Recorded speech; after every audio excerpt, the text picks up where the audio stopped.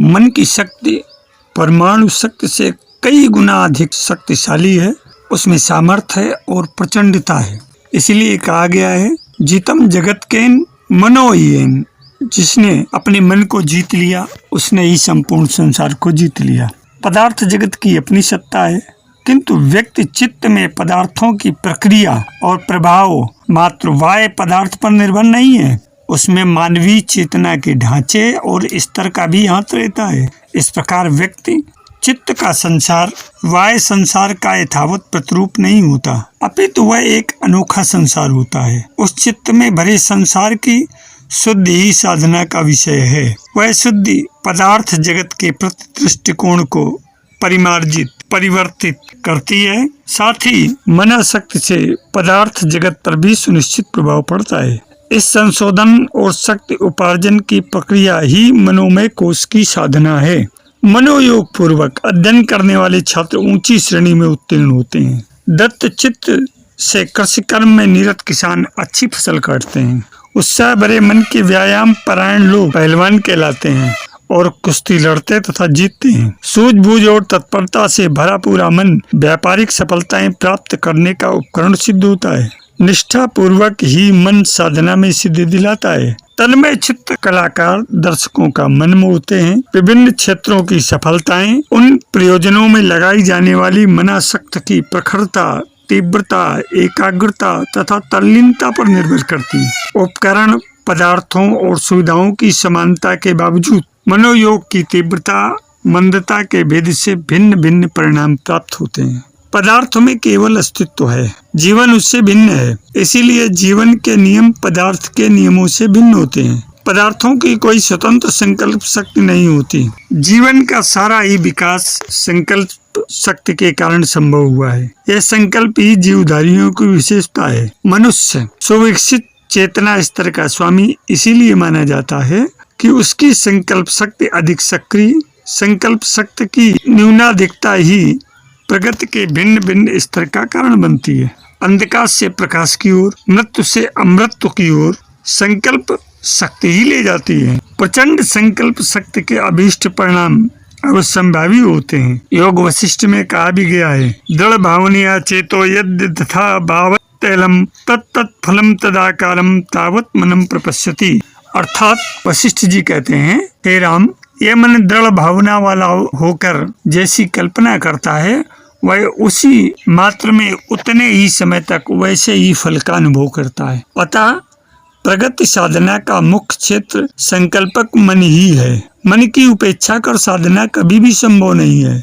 जो लोग मन के इस महत्व को भुलाकर अशुद्ध या अनिश्चित मन से साधना मार्ग में प्रविष्ट होते हैं, वे चाहे शरीर को जितना कस लें, तपा लें, सफलता नहीं प्राप्त कर सकते। व्रत, उपवास, तितिक्षा, शीत आदि का शयन किस मनोभूमि के साथ किए जा रहे हैं, इसकी भी सजगता बरतनी चाहिए। मात्र तन को तपाने, शरीर को कसने से शारीरिक स्तर के ही थोड़े बहुत लाभ दृढ़ता आदि के रूप में मिल सकेंगे। उस स्थिति में कठोर शारीरिक तप के बाद भी सफलता न मिलने का दोष साधना क्रम को देने की मूर्खता भी कुछ लोग कर सकते हैं। किंतु मन की उपेक्षा करके की जाने वाली समस्त साधनाएं निष्फल ही रहती हैं। यह कभी भी नहीं भूलना चाहिए कि साधना का आरंभ मन से होता है, तन से नहीं। मनुष्य को आगे बढ़ने, ऊंचे उठने की प्रेरणा और शक्ति कहाँ से मिलती है? एक ही उत्तर है, मन से। शास्त्रकारों ने मन को ही बंधन और मोक्ष का कारण बताया है। मन एवं मनुष्याणाम कारणम बंध मोक्षो। मन में प्रचंड प्रेरक शक्ति है। इस प्रेरक शक्ति के द्वारा ही वह अपने कल्पना चित्रों को इतना सजीव कर देता है कि मनुष्य बालक की तरह उन्हें प्राप्त करने, साकार करने के लिए दौड़ पड़ता है। बच्चे जिस तरह रंग बिरंगी तितलियों के पीछे दौड़ते हैं, तितलियां जिधर जाती हैं उधर ही भागते हैं, उसी प्रकार मन में जैसी कल्पनाएं, इच्छाएं, वासनाएं, आकांक्षाएं, तृष्णाएं उठती हैं, उसी ओर मनुष्य क्रियाशील हो जाता है। इसीलिए कहा गया है कि मन बड़ा चंचल है। वह किसी एक वस्तु की ओर ध्येय पर केंद्रित नहीं होता। कोई एक सुंदर कल्पना आती है तो उसके लिए ताने बाने बुनने लगता है। उसके बाद कोई और नई सूझ आती है तो वह पिछली बातों को भूलकर उसमें रम जाता है और उन्हें पूरा करने के लिए ताना बाना बुनने लगता है। ऐसी बात नहीं है कि मन ये सब अकारण या निरुद्देश्य करता हो। मन की इस चंचलता के पीछे सुख की आकांक्षा ही नहीं थे। सुख की आकांक्षा मन के अंतराल में प्रधान रूप से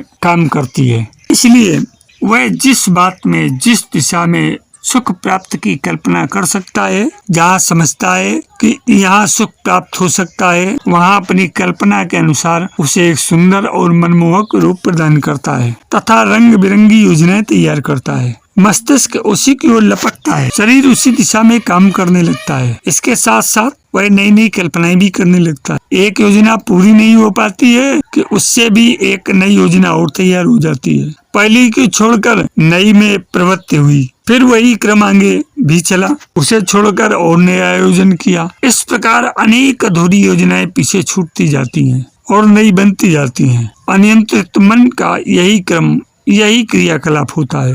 वह न जाने किन किन तृष्णाओं में भटकता और असफलताओं की, अधूरे कार्यक्रमों की अगड़ी ढेरियां लगाकर जीवन को मरघट जैसा कर्कश बना देता है। अर्जुन ने भगवान श्री कृष्ण से मन की इस चंचलता को सुख प्राप्ति में बाधक बताते हुए कहा है, योयम योगस्त्वया प्रोक्ता साम्येन मधुसूदने एतस्याम पश्यामि चंचलात्वात् स्थितिम स्थिराम चंचलम ही मना कुष्णा प्रमाति बलवदृढ़म् तस्याहम निग्रहम मन्ये वायो रिवम सुदुष्करम। अर्थात हे मधुसूदन, जो ये योग आपने समर्थ भाव से कहा है, इसकी मैं मन के चंचल होने से बहुत काल तक ठहरने वाली स्थिति को नहीं देखता, क्योंकि हे कृष्ण, ये मन बड़ा चंचल और प्रमुथन स्वभाव वाला तथा बड़ा दृढ़ और बलवान है। इसलिए उसका बस में करना मैं वायु की भांति अति दुष्कर समझता हूँ। भगवान श्री कृष्ण ने भी मन के निग्रह को दुष्कर बताते हुए उसकी उच्छृंखलता, चंचलता को आत्म कल्याण के पथिकों के लिए हानिकर बताया है। एततो यापि कौन्तेय पुरुषस्य विपश्चिता इंद्रियाणि प्रमाथीनि हरन्ति प्रसवं मना इंद्रियाणामि चरतां यन्मनोन्विधीयते तदस्य हरति प्रज्ञां वायुर्नावं विवां वशी। अर्थात हे कौन्तेय, अभ्यासशील बुद्धिमान पुरुष के भी मन को ये उद्दंड इंद्रियां बलपूर्वक हर लेती हैं। जैसे वायु जल में नाव को हर लेती है, वैसे ही इंद्रियों के पीछे चलने वाला मन पुरुष का विवेक हरण कर लेता है। भगवान बुद्ध ने मन की चंचलता के संबंध में कहा है, यो सासम सासेने संगामे मानुषे जिने एकम चाजे अतानम सावे संगाम जुतयो धम्मपद के 103 सूत्र में ये बात तो भगवान बुद्ध ने कही है। अर्थात मनुष्य हजारों लोगों को युद्ध में हजारों बार जीत ले, पर सबसे बड़ा विजेता वही है जिसने एक अपने पर नियंत्रण प्राप्त कर लिया हो, विजय प्राप्त कर ली हो, अर्थात अपने मन को वश में कर लिया हो। मन की चंचलता स्वाभाविक है और उसे निगृहित कर पाना भी दुष्कर है, परंतु ऐसा नहीं है कि इस पर विजय प्राप्त की ही नहीं जा सके। मन की चंचलता और निग्रह के हानि लाभ को यदि समझा जा सके तो निश्चित रूप से मना संयम की दिशा में अग्रसर हुआ जा सकता है। सूर्य की सामान्य धूप शरीर पर पड़ती है, कठिन गर्मी में भी उसे सहन किया जा सकता है, क्योंकि किरणें बिखरी हुई होती हैं, इसलिए वे अपना सामान्य ताप ही दे पाती हैं। किंतु नतोदर शीशे के लेंस से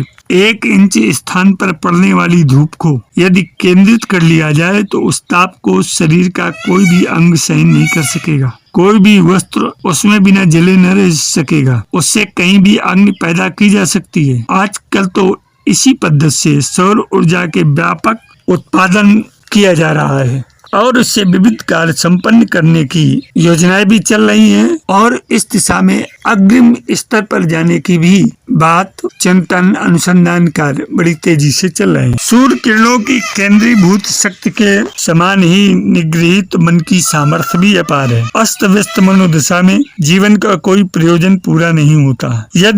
किंतु यदि उसे एक लक्ष्य पर ही स्थिर कर दिया जाए तो उससे साधारण जीवन में भी कई गुनी शक्ति दिखाई देने लगती है। मन चाही कल्पना पूरी की जा सकती है, योजनाएं कार्यान्वित की जा सकती हैं और विभिन्न क्षेत्रों में सफलताएं भी अर्जित की जा सकती हैं। आत्म कल्याण के क्षेत्र में तो मन संयम और भी आवश्यक है। शास्त्रों में मन को मनुष्य का शत्रु और मन को ही मनुष्य का मित्र भी बताया गया है तथा वश में किया हुआ मन अमृत के समान, कल्प वृक्ष के समान और अनियंत्रित मन को हलाल विष के समान बताया गया है। इसका कारण यह है कि मन के ऊपर जब कोई नियंत्रण या अनुशासन नहीं होता तो वह सबसे पहले इंद्रिय भोगों में ही सुख खोजता है और उनके लिए दौड़ता है। जीभ से तरह तरह के स्वाद चाटने की लपक उसे सताती है। रूप यौवन के क्षेत्र में काम किलोल करने के लिए इंद्र के दरबार की अप्सराओं को कल्पना जगत में लाकर वह खड़ा कर देता है। नृत्य, गीत, वाद्य, मनोरंजन,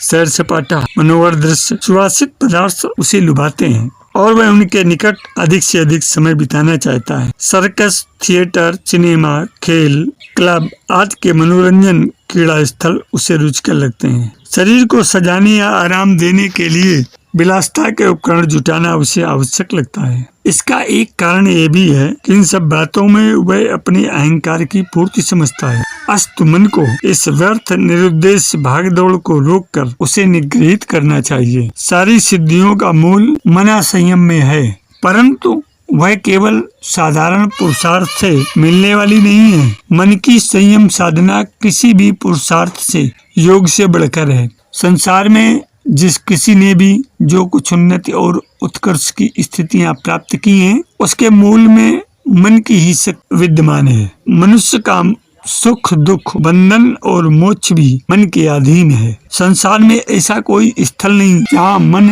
न जा सके। लोक और परलोक में भी मन क्षण भर में जा सकता है। प्रत्यक्ष प्रमाणों से प्राप्त होने वाला ज्ञान भी मन के द्वारा ही प्राप्त होता है। इसकी महत्ता का विवेचन करते हुए ऋषियों ने कहा है, रथ चक्र की नाभि में जिस प्रकार पहियों के आरे प्रतिष्ठित हैं, उसी प्रकार ऋग वेद, यजुर्वेद और सामवेद का ज्ञान मन में प्रतिष्ठित है। यदि मन शुद्ध, पवित्र और संकल्पवान बन जाए तो जीवन की दिशा धारा ही बदल जाए। मेरे अध्यात्म प्रेमी जिज्ञासु मित्रों, मनुष्य का मन पारे की तरह है। अशुद्ध पारा खा लेने पर मनुष्य का जीवन संकट में पड़ जाता है, किंतु वही पारा जब शुद्ध और आयुर्वेदिक रीत से संस्कारित कर लिया जाता है तो वह एक अमृत और अमूल्य औषधि बन जाता है। संस्कारहीन मन मनुष्य के अमूल्य जीवन को नष्ट भ्रष्ट कर डालता है, और यदि मनुष्य का मन सुसंस्कृत है तो वह इस लोक और परलोक में भी आनंद प्राप्त करता है, उसका उद्धार हो जाता है। मन की व्याख्या में इतना जान लेना आवश्यक है कि ये कोई स्थूल अंग नहीं है। हाथ को सरलता से बंधन में लाया जा सकता है, नियंत्रित किया जा सकता है, पर मन को नहीं। वह एक अदृश्य तत्व है। जीव के विचार करने के तंत्र को मन कहते हैं। अंतःकरण की जितनी उथल पुथल है उसका कारण मन ही है। अंतर जगत में क्रियाओं की प्रेरणा देने वाली शक्ति का नाम मन है। वह प्रेरणाएं अच्छी भी हो सकती हैं, बुरी भी, उपयोगी भी हो सकती हैं और अनिष्टकारक भी। उपयोगी प्रेरणाओं पर चलने से अच्छे कार्य होते हैं और अच्छे फल मिलते हैं, वैसे ही बुरे विचारों का प्रतिफल बुरा होता है। इन्हीं दो अवस्थाओं में जागरूकता और दृढ़ता पूर्वक अच्छाई को पकड़े रहने का नाम मनोनियंत्रण है। मन की इच्छाओं में केवल उन्हीं को क्रियान्वित किया जाए जो आत्मा के विकास के लिए आवश्यक है। अंत में आप इसको यूं समझ लीजिए, प्रत्यक्ष प्रमाणों से उत्पन्न होने वाला ज्ञान वस्तुतः मन के द्वारा ही उत्पन्न होता है। जब शरीर को कोई कष्ट होता है, भूख लगती है, सर्दी या गर्मी की पीड़ा होती है, तब बुद्धि में ज्ञान की स्फुरना बंद हो जाती है। यद्यपि ज्ञान ही मनुष्य की विशेषता है, ज्ञान ही से मनुष्य का जीवन मधुर है और मोक्ष भी प्राप्त होता है, पर ज्ञान अपने आप में कोई वस्तु नहीं है, वह मन की शक्ति है। इसलिए ज्ञान से भी बड़ी शक्ति मन है और वही मनुष्य के कल्याण या अकल्याण का मुख्य कारण कहा गया है। मित्रों, मन की शक्ति अपार है। वेगवान होने के कारण वह शीघ्र बस में नहीं आता। बिगड़ उठे तो ऊंट में चढ़ने के इच्छुक बालक की तरह झकझोर कर रख देता है। यदि मन शुद्ध, पवित्र और संकल्पवान बन जाए तो हमारे जीवन की धारा ही बदल सकती है। जिसने मन को जीत लिया उसने जगत को जीत लिया। सूक्ति चरितार्थ हो सकती है। आशा है कि मन की शक्तियों, उसकी शुद्धि अशुद्धि, उससे तारण और तरण तथा आत्मा से परमात्मा, इस भौतिक स्थूल देह से सूक्ष्म शरीर के माध्यम से कारण शरीर से होते हुए आत्म स्वरूप में प्रतिष्ठित होने का मार्ग मन से ही होकर जाता है। आशा है कि ये बात आपको अच्छी तरह से समझ में आ गई होगी। इसको अपने जीवन में उतार करके अपने चित्त, चिंतन, चेतना और प्रेरणा को शुद्ध रखेंगे, स्वयं उन्नत करेंगे, दूसरों को भी मार्ग प्रशस्त करेंगे। इस वीडियो को लाइक, शेयर, सब्सक्राइब करना न भूलें। सफल जीवन की यात्रा के इस अंक में आज इतना ही। धन्यवाद।